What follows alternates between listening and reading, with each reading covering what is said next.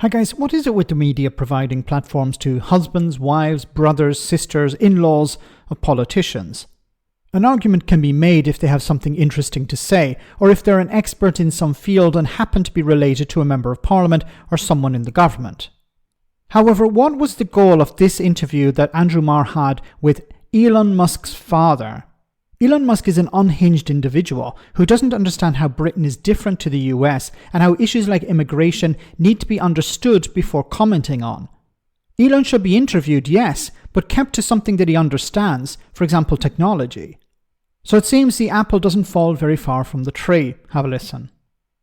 Elon has described him as the first buddy, but there's J.D. Vance eyeing him up. How do you think he's going to be able to handle those tensions, those relationships around Trump? Because they're going to be pretty intense. Well, first let me say I think England has gone back to the Tudor times, not America.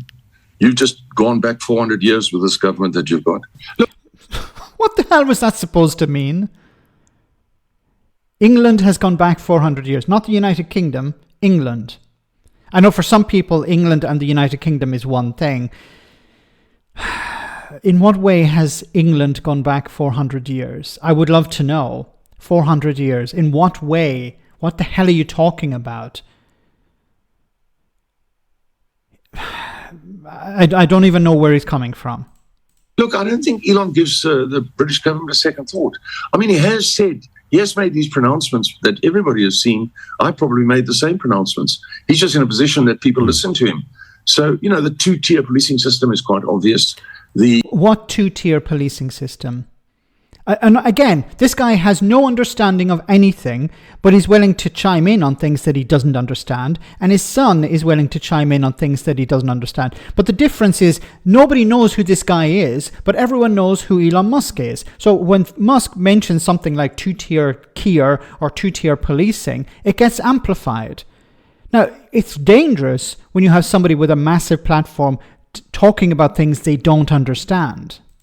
The craze to increase taxation in America, in the UK is obvious.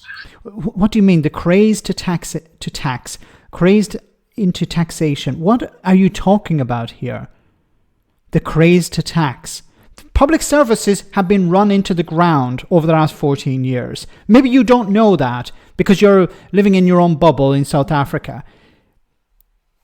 The Tories were in charge for 14 years. They decided to implement austerity. They ran public services into the ground, like the NHS. Those things have to be rebuilt. Now, in order to rebuild them, you need cash.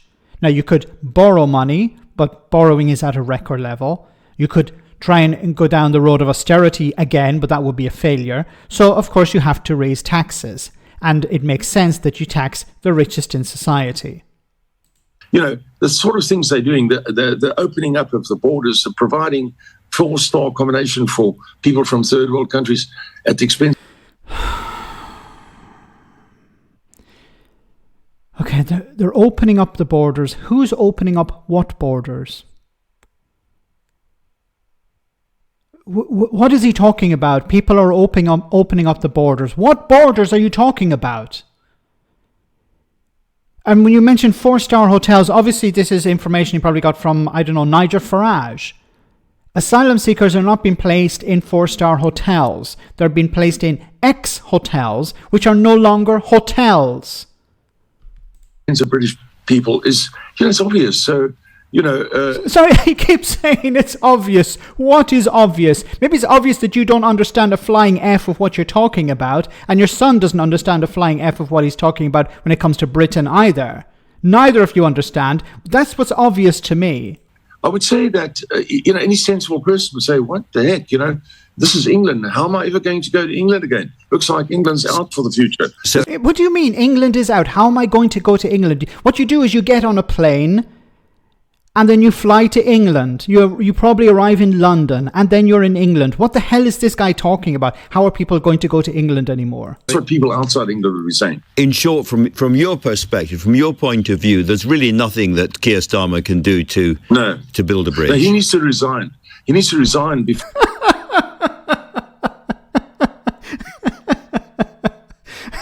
Yeah. have a guy sitting in South Africa who doesn't know the difference between England and the United Kingdom, who's saying that Keir Starmer needs to resign.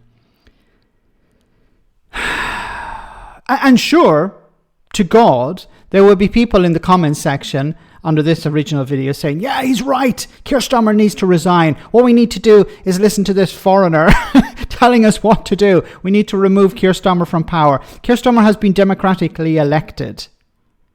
The only way he can be removed is by his party or by the electorate. But he needs to be removed. For 4 years. I think he needs to resign in the next 3 months. And the other thing is... Why? Why should he listen to your advice? Why should anyone listen to your advice? Look at the damage you have done to the world, okay? You've done significant damage. Maybe you should have... Anyway. The things that these people that he's put into cabinet posts have said about Trump are not gross. They are way beyond gross. So in the past, if somebody had said things like they've said about Trump, it would really be a dueling matter. So if somebody had said things like that a few 150 years ago, they would be challenged to a duel to the death. Is this guy insane? That's an honest question. Is this guy fully there? Does the lift go to the top floor? Is the truck driving but there's nobody behind the wheel? So there are people saying things that are gross about Donald Trump. Notice he didn't say that they're true. People have not said anything that's untrue about Donald Trump. They said some pretty horrible things about Donald Trump, but those things actually are true. And if it was 150 years ago, people would do what? Donald Trump would say, how dare you insult my honor? Well, to actually insult someone's honor, you have to have honor in the first place. But let's say for the sake of argument, Donald Trump has honor. So was it David Lammy would have to challenge Donald Trump to a duel, or Donald Trump would... Oh my goodness, what is the point? What was the point of this interview? Andrew Marr is a decent, reasonable journalist. Did he choose this interview? Did he decide, let's speak to Elon Musk's father, even though Elon Musk is unhinged and his father is probably 10 times worse? I honestly don't know. Let me know in the comment section, guys, what you think. As always, your comments are greatly appreciated. Thanks a lot.